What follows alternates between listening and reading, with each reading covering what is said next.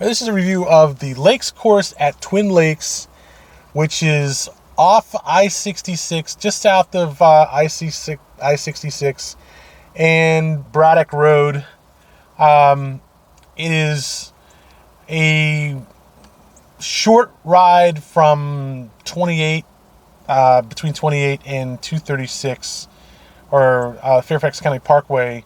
And I have two courses at this place, Twin Lakes, which one is the Oaks course, one is Lakes course. I've played and reviewed both. The Lakes course is much more open than the Oaks. While the Oaks is not all that tight, the Lakes is essentially a sea of grass with some water and the occasional spot of waste. It is a county course. I believe it's a county run course, but it's sort of run like a country club slash county course. It does have a fairly upscale feel to it, but it's not a private or a course. It is, I would say, probably the gem of the county, Fairfax County, in terms of a county golf course that's public. So what you will find in this course is the prices are not exactly cheap. It's usually very busy, especially before 2 or 3 o'clock in the afternoon, before it starts becoming a little tricky to finish the round before it gets dark. And they have one big clubhouse. That's a nice clubhouse. It's got a nice dining area and everything in it. I haven't checked it to see if it has showers and stuff in it, but they have a nice grill in there, a nice TV area where you can sit and watch TV between sides, and a starter shack. Actually 2 starter shacks.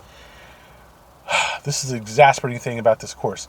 You have to check in at one starter shack outside the clubhouse, then go by your time.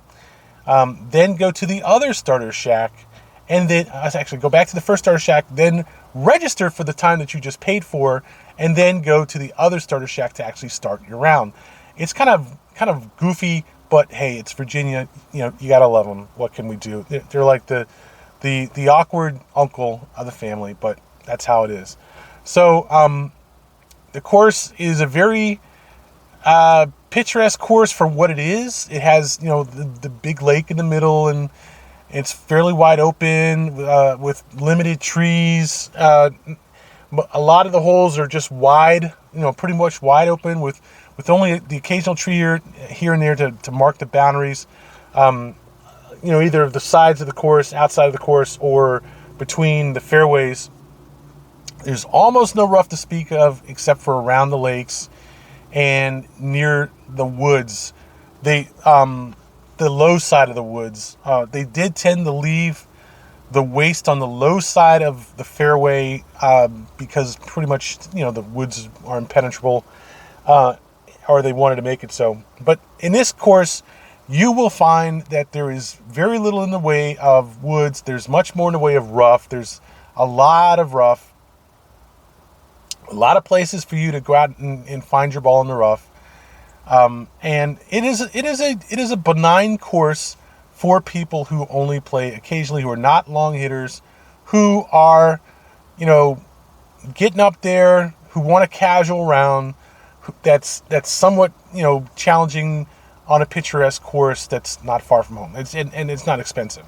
There's no question about what the goal of this course is. If you want a tougher course, something a little bit more challenging, you play the Oaks course. If you want an easier course and you just want to go around and play golf and socialize and so forth, you play the Lakes course.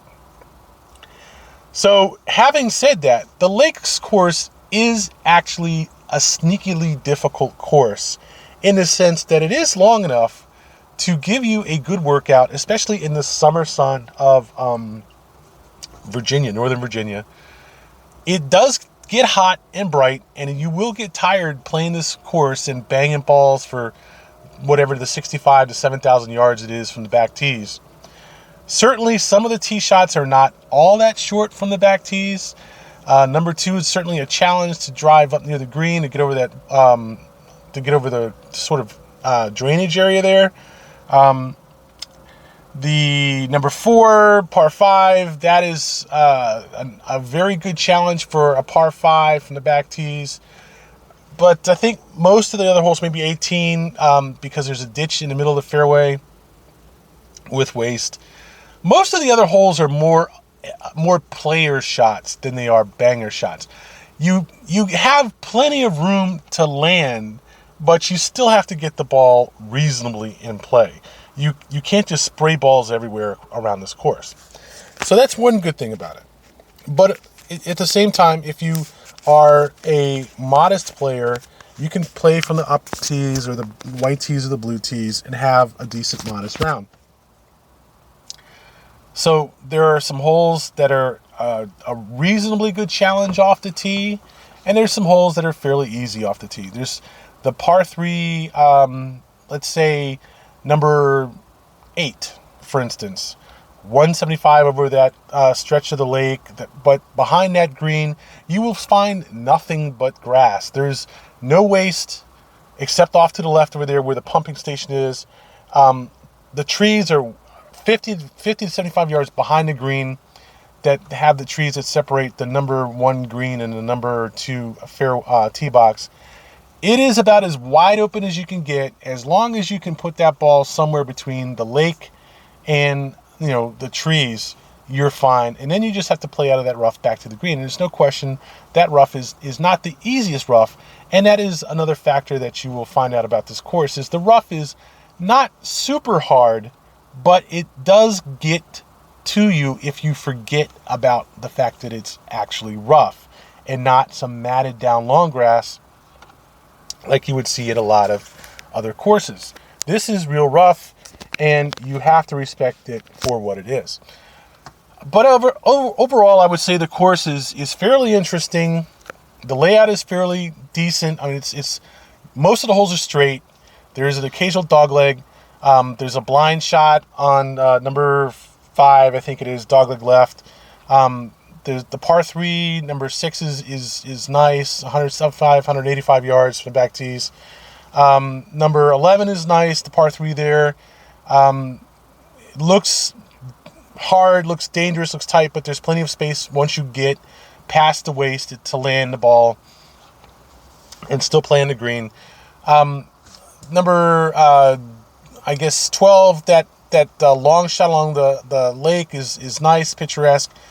There are some decent holes on the backside. It's a fun enough course to play, but it's not going to kill you. Really, it's just a matter of, can you not try to go out there and swing for the fences and keep your balls reasonably in play. And obviously, if you're shooting offline, it does become somewhat of a challenge to shoot par. So I can't say that it's a bad course. I have to give it a B because it's good at what it does. There's very little road noise on the course, although there is some. There are hardly any houses at all on the course. I give it a solid B. I think it's just a good course for what it tries to do, and it does it well. That's the lake course at Twin Lakes in Fairfax, Virginia.